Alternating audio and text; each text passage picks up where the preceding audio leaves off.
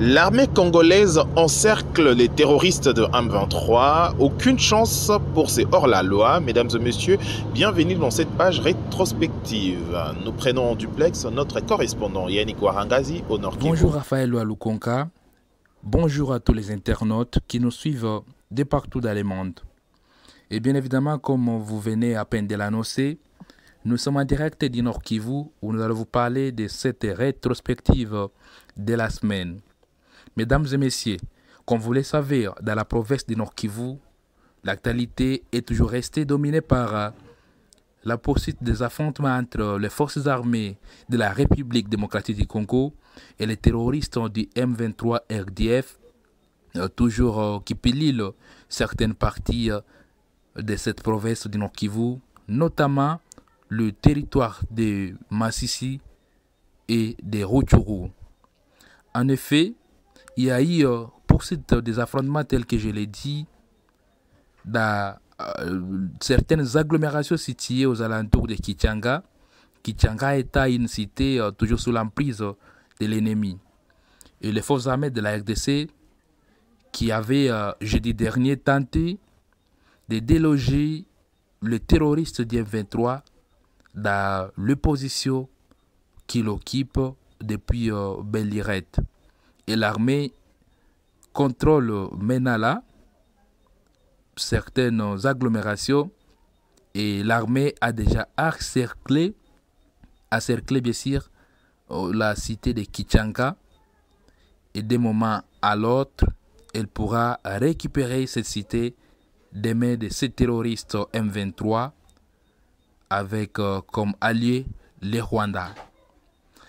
Mesdames et messieurs, le même jeudi 16 février 2023 plutôt, toujours dans la province du Nord Kivu, les forces armées de la RDC, via leur porte-parole, le lieutenant-colonel Guillaume Djike-Kaiko, lui qui est d'ailleurs le porte-parole actuellement du gouvernement militaire du Nord Kivu, avait alerté sur la traversée clandestine des éléments RDF sur le territoire congolais. À croire l'armée, ils sont estimés à 356 soldats de l'armée rwandaise qui ont été déployés par Paul Kagame sur les sols congolais afin de renforcer les troupes du M23 ici à la République démocratique du Congo.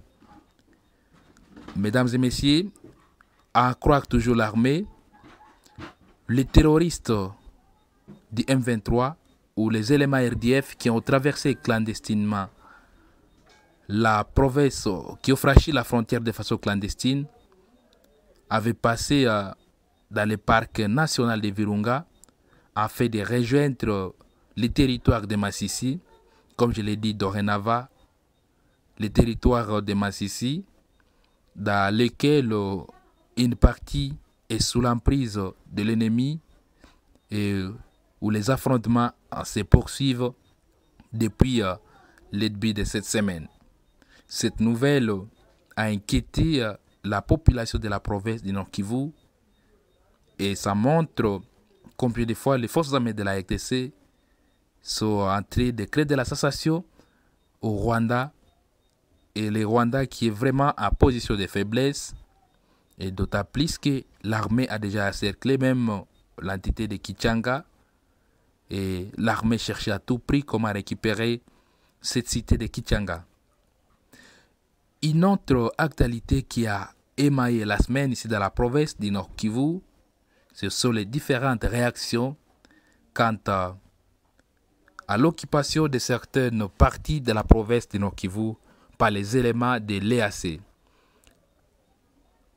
Le chef d'État, membre de l'EAC, a annoncé durant la semaine écoulée que les armées de l'EAC se sont partagées les différentes zones qu'elles vont contrôler après le retrait du M23 à l'air accroire. Il s'agit de l'Ouganda qui va occuper la cité de Bunagana après le retrait du M23, la cité de Kiwanja et l'agglomération de Mabenga située appelée Parc national de Virunga. Le Kenya, qui à son tour pourra occuper la localité de Bwiza, celle de Kishiché, Tongo mais également la localité de Rumangabo. Il y a aussi le Sud Soudan qui va, aux côtés du Kenya, occuper la cité de Kibumba, qui est d'ailleurs le chef-lieu du territoire de Nyiragongo. Et enfin, c'est le Burundi qui pourra occuper la cité de Kichanga, l'agglomération de Kilolirwe et de Mushaki après le retrait des terroristes du M23 à l'air à croire. Messieurs, mesdames, avant de boucler complètement cette rétrospective, il y a eu aussi lancement officiel du processus d'enrôlement dans la province du Nord Kivu jeudi dernier, où le gouverneur militaire du Nord Kivu, Constant Ndima Kongba, a rassuré la population déplacée de guerre. Comme vous le savez, le Nord Kivu, avec cette guerre imposée par le M23, héberge plusieurs déplacés de guerre.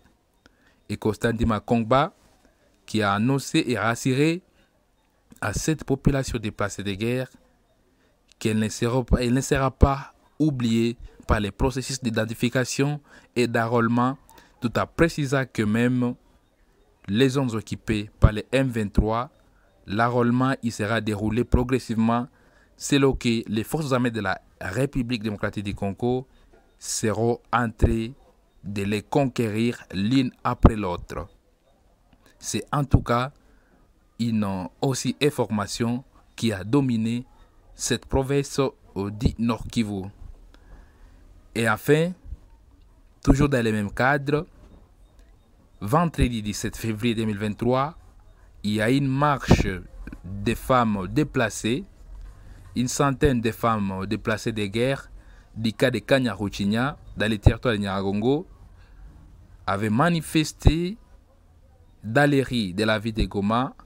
C'était une façon pour elles plutôt, de dénoncer les sécurités grandissantes dans leur milieu d'origine, perpétrées, comme je l'ai dit tantôt, par les rebelles du M23 soutenus par les Rwandais.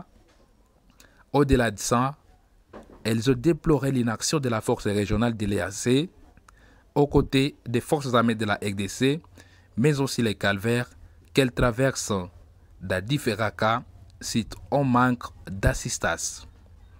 C'est ainsi qu'elles avaient descendu dans la rue afin de dénoncer les griefs précités.